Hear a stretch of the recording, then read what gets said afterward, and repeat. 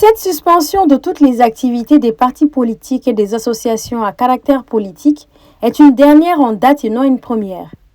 Le 16 mars, l'Association des élèves et étudiants du Mali, AEM, créée le 20 avril 1991, a été dissoute à la suite des affrontements le 28 février entre étudiants ayant entraîné la mort de l'un d'entre eux.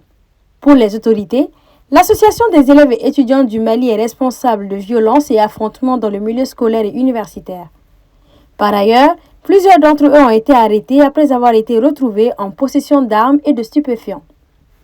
Le 6 mars, les autorités ont dissous la coordination des mouvements, associations et sympathisants de l'imam Mahmoud Dicko qui appelaient à des élections présidentielles dans le cadre d'un retour à un régime démocratique civil.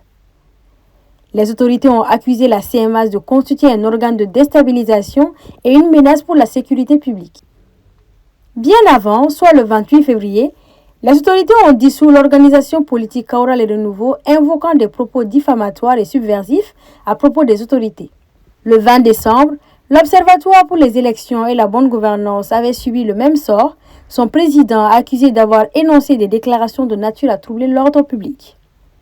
En juin 2023, c'est la justice qui avait ordonné la dissolution du parti PSDA dont le président Ismaël Sako, en exil, multipliait les déclarations hostiles contre la transition.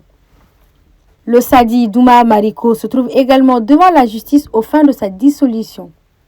Avant cette vague, le 21 novembre 2022, le gouvernement malien a annoncé interdire avec effet immédiat toutes les activités menées par les ONG opérant au Mali sur financement ou avec l'appui matériel ou technique de la France, y compris dans le domaine humanitaire. Une réplique selon Bamako à la suspension de l'aide publique au développement qui transitait par l'État malien décidée par Paris fin octobre.